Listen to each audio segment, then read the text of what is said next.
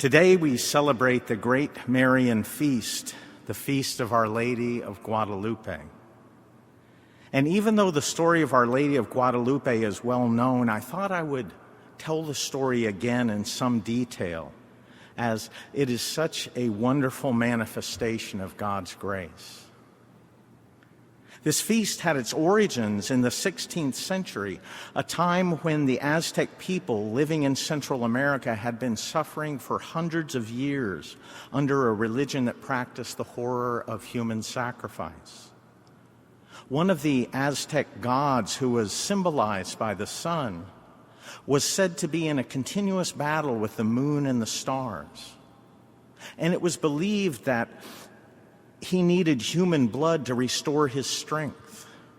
For the Aztecs believed that if this sun god died, all life would be extinguished. And as a consequence, new victims were always needed to be offered in perpetual sacrifice. This horror continued through 1519, even as the Spaniard Cortez arrived in Mexico with 500 soldiers. He conquered the country and after a few years arranged for 12 Franciscans to come to Mexico.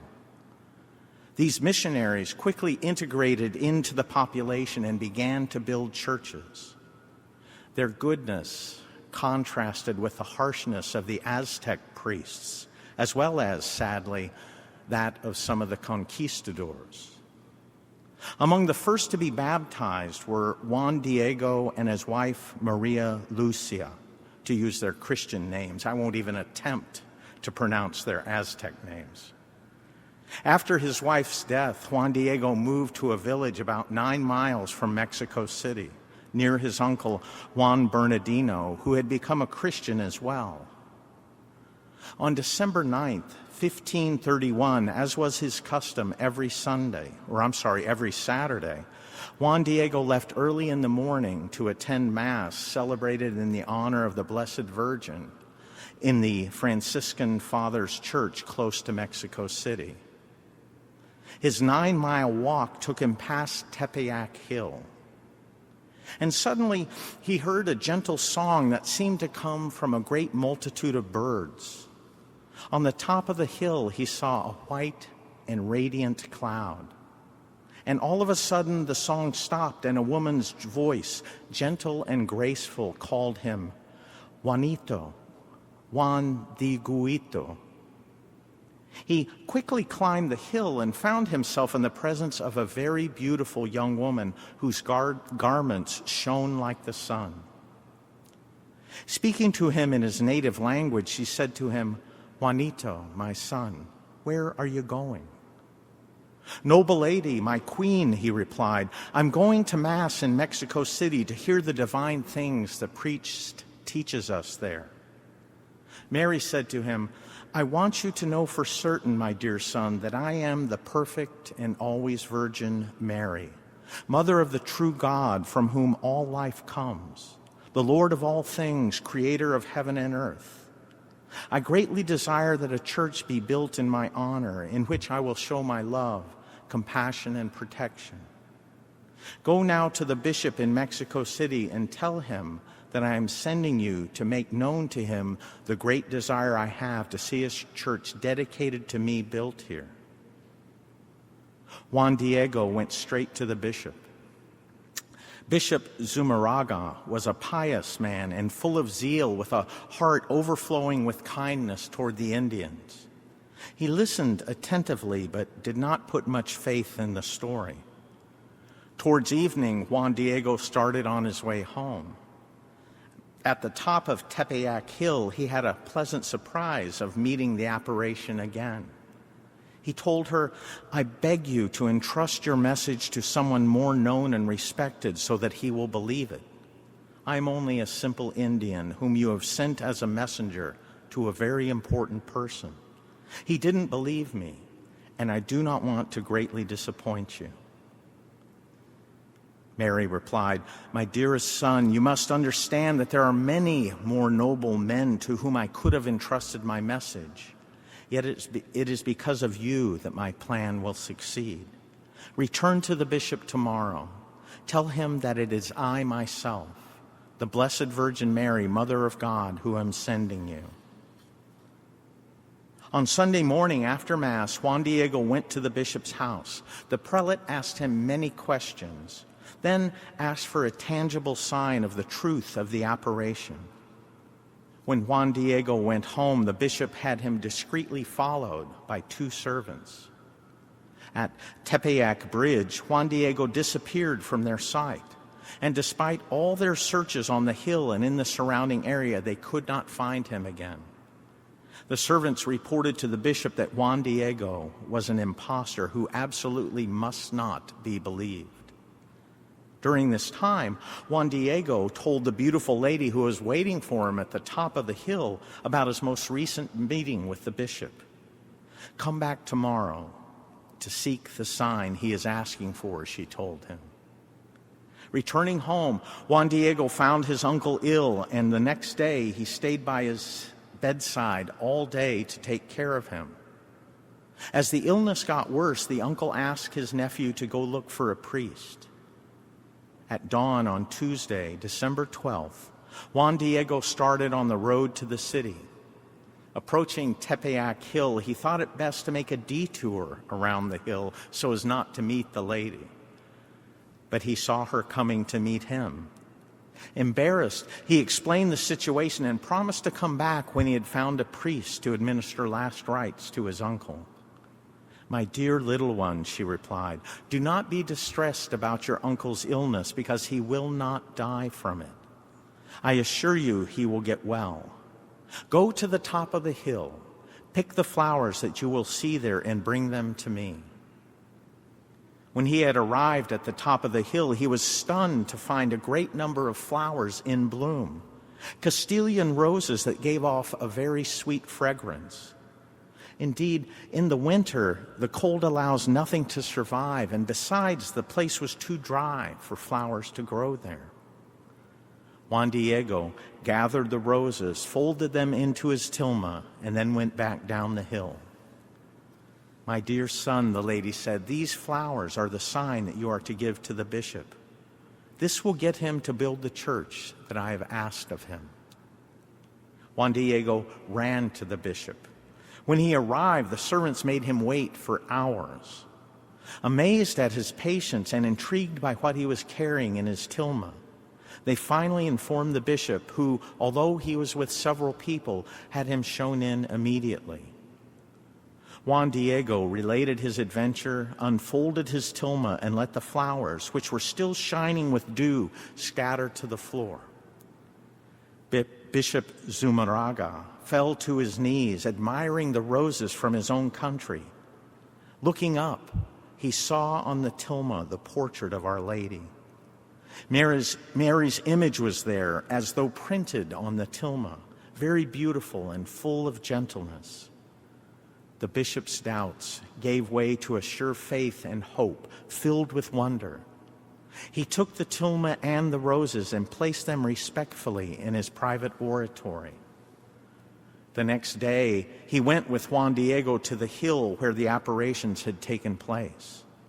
After having examined the site, he let Juan return to his uncle's house, who had been completely cured, and his uncle told him, "I also have seen her. She came here and talked with me. She wants a church to be built on Tepeyac Hill and wants her portrait to be called Saint Mary of Guadalupe." After the church was built, Juan Diego moved into a little hermitage next to it and saw to the maintenance and cleaning of the site. His life remained simple. He carefully farmed a field close to the sanctuary that had been placed at his disposal. He received pilgrims in ever larger numbers and enjoyed talking about the Blessed Virgin, and untiringly related the details of the apparitions. He was entrusted with all kinds of prayer intentions. He died on December 9th, 1548, 17 years after the first apparition. When the Indians learned the news of Our Lady's apparitions, an enthusiasm and joy such had never been seen spread among them. They renounced their idols, their superstitions, human sacrifice, and polygamy, and many asked to be baptized. 9 years after the apparitions, 9 million Indians had converted to the Christian faith. That's nearly 3,000 a day. The details of the image of Mary was what moved them so deeply. Overall, the image represents the triumph of Christ and Our Lady's call for love and unity between the new world and the old as the two civilizations began to coexist with each other. The image contains several references to the heathen gods of the Aztec religion and how Our Lady supersedes them. The rays behind Mary, an iconic feature of the image, actually represent the Aztec sun god, whom Our Lady eclipses by appearing in front of them.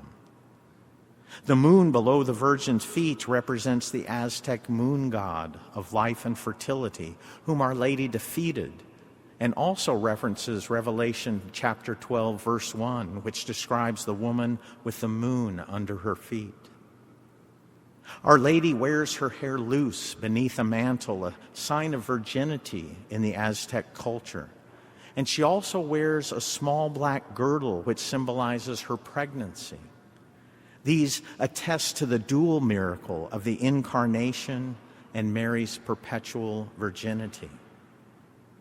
As impressive as this symbolism is, one of the most fascinating aspects of the image went completely undiscovered for hundreds of years until modern technology made a detailed study possible.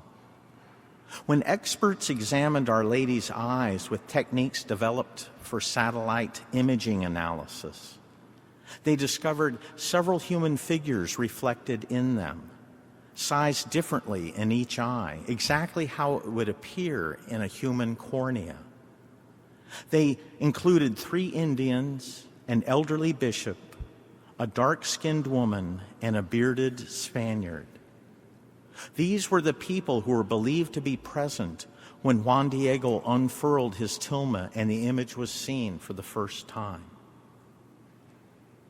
In modern Western civilization, we take no little pride in such technology, in our knowledge and ability to manipulate the material world and in all that we've achieved in the material sciences. In other words, we think we're pretty smart. We tend to look with disdain at any ancient culture who hasn't advanced in science to the extent that we had at the time, or who had things rather like sun gods. But the problem with this fairly typical cultural analysis of the past is that it is wrong on 2 counts.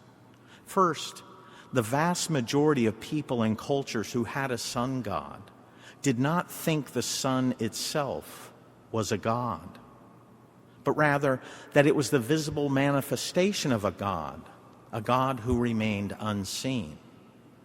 The sun pointed to the god, was a sign of the god, a signified God, if you will. You see, people in the past were not the simpletons we've been told they were. Their mistake was that many of them, not all, but many of them, thought each of the different elemental powers pointed to a separate God, when in fact they all point to the one true God that you and I worship and love. But this mistake of the ancients is a small one compared to ours. For they got the big picture, the main point of the divine lesson, namely that things, events, and actions signify something beyond themselves. They point to a reality more real than the signs themselves are, if you will. Yes, things and events and actions have meaning in themselves, in the moment, but they also have a deeper meaning.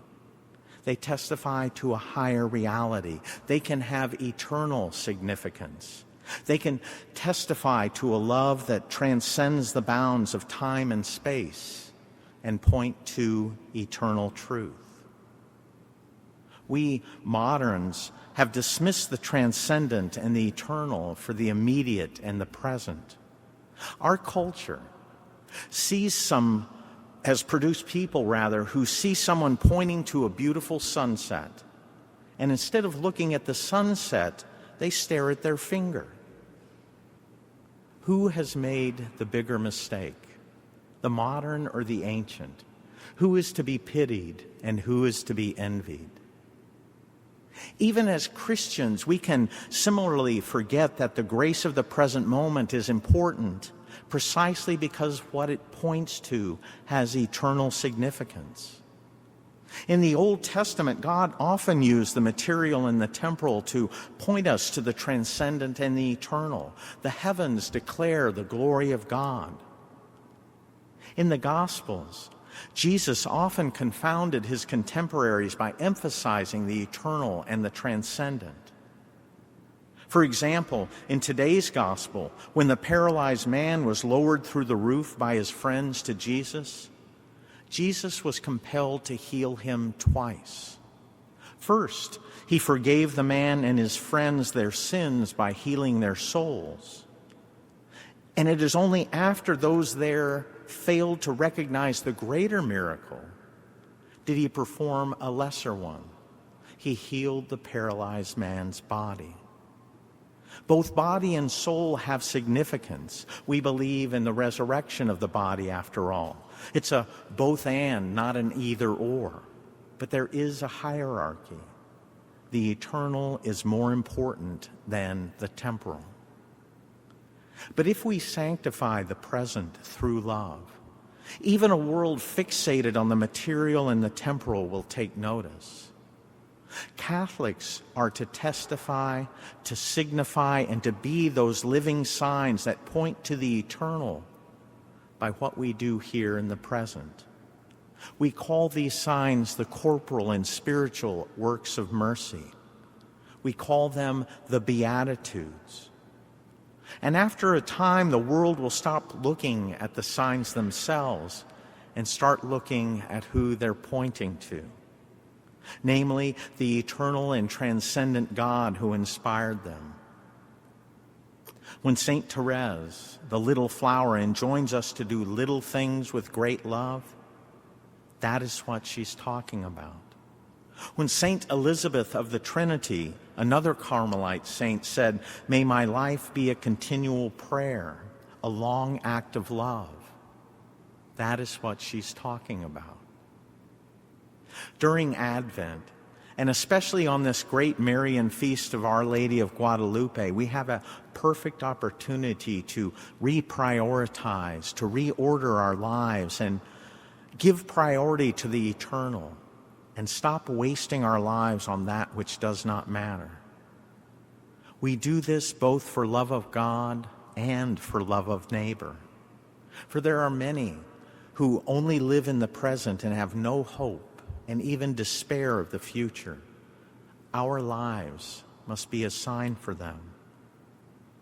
St. Raphael Kalinowski, a Polish Carmelite priest devoted to Our Lady, summed this point up perfectly when he said, "We are not put here for trifling things. We are here to show people the way to God."